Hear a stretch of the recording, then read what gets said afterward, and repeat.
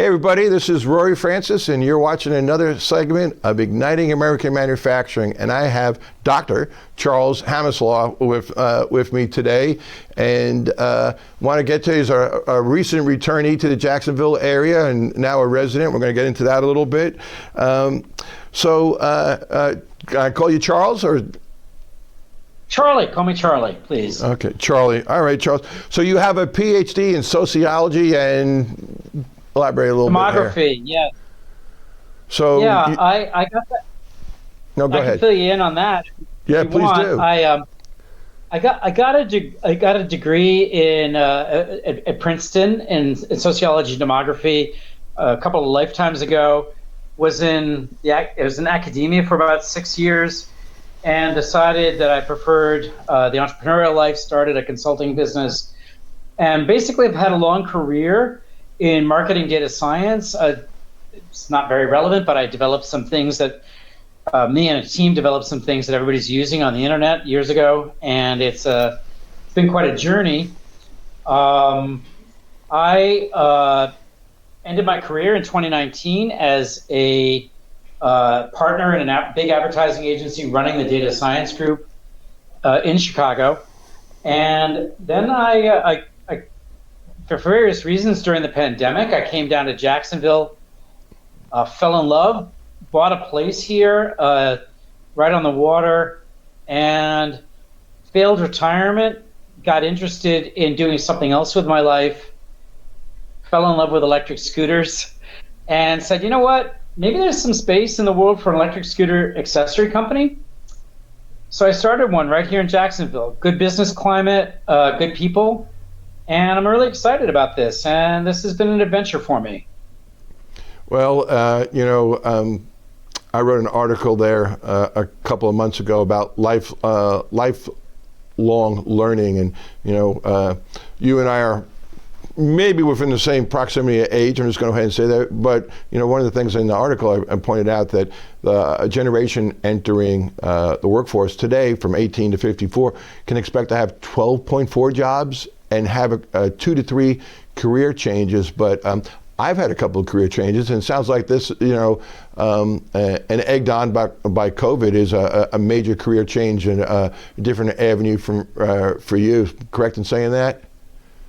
Absolutely. And Rory, thank you for asking that, because I've always been fascinated with building things. And so I had, in my career, I was really known as an innovator, but the things I built, the innovations, were databases, algorithms, business processes, things like that, not tangible. And so this, for me, has been just a feast, learning all of the skills about actually building things made out of steel and plastic and rubber. And I also love to travel. So I've visited countries where things that we're contracting, we've been looking to contract things being made. Love traveling around the United States. And so this has really ticked a lot of boxes for me. And frankly, it's doing something that I really believe in, because I love riding electric scooters. You can see one over my shoulder. And it's, everybody in my company, part of the benefit package is that we furnish you with an electric scooter. And so we get great people who are very committed that way. Well, I'm actually a fan of them, and I'm going to give you a couple of reasons. I was kind of scared about it, intimidated, that at my age, if I took a fall, I'd get in trouble.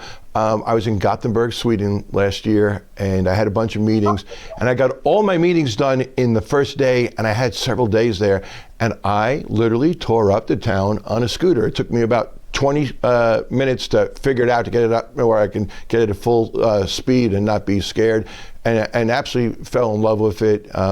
And a huge fan. And for inner city commuting or recreation, I just think they're just a really cool thing. The second point, and that I know you drive a Tesla, and I had the fortune of being part of some of their early success in some of their manufacturing facilities. Big misnomer about the EV sector. The largest sector in EV and the largest proliferation of use of lithium batteries is in 2- and 3-wheel vehicles, not in cars. Yep. It's so when you get to India and Asia, you're looking at trikes, but yeah, scooters, electric scooters, full-size scooters, things along that line. That's where we're seeing it. So I think, you know, riding one of your scooters like that you have behind you down at the beach with a helmet on, you know, is a great way to get around town. You know, so I'm a huge fan.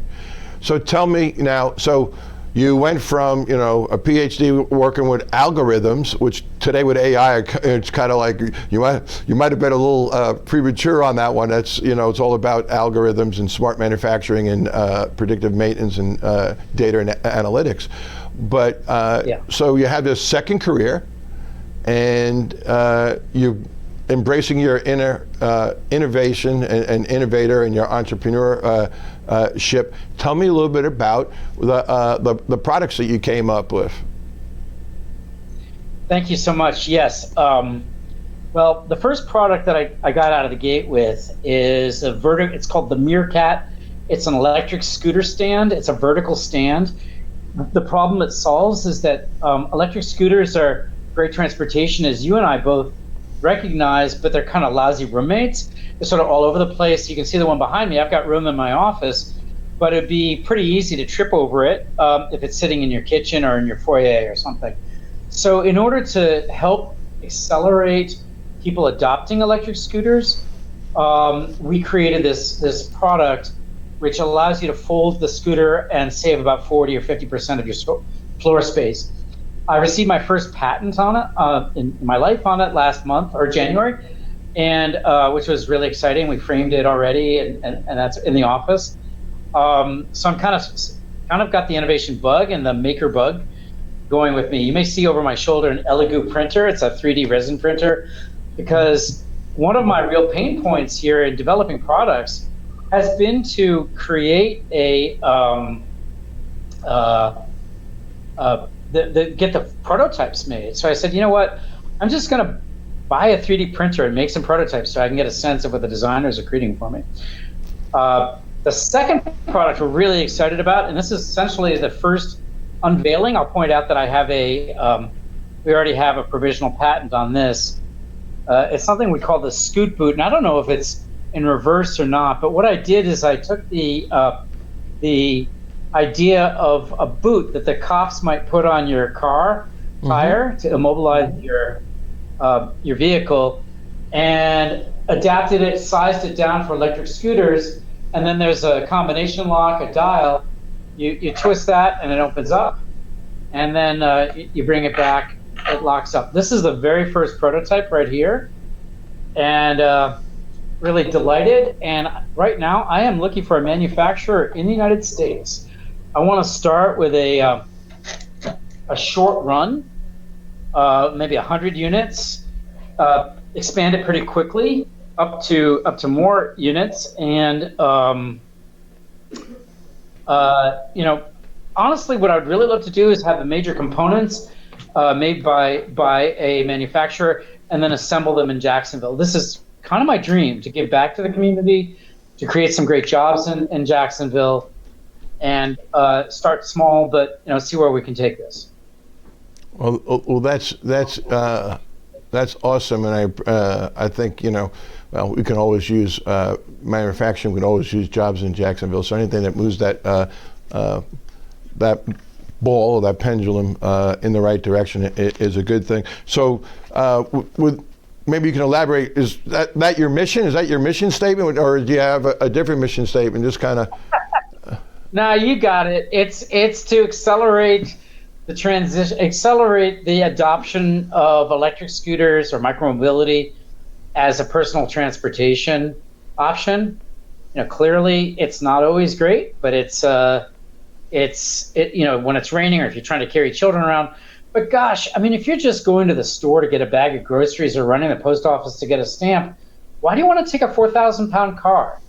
You know, an electric scooter, even compared to my Tesla Model Y, it's over 150 to 200 times as efficient use of electricity to move me around.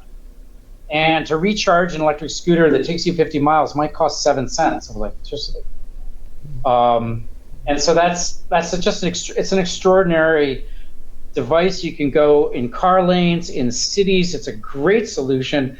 In some place like Florida, electric scooters are incredibly fun because Florida is pretty flat. You can lots of bike trails. You just go zipping down. Of course, as you said, always wear a helmet.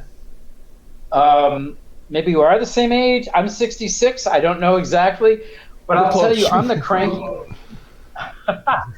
cranky old guy who, when I'm at a stop sign and there's some kids there or whoever who don't have helmets on, and I've got my full face helmet on, I turned to them and said, "Get a helmet, kids."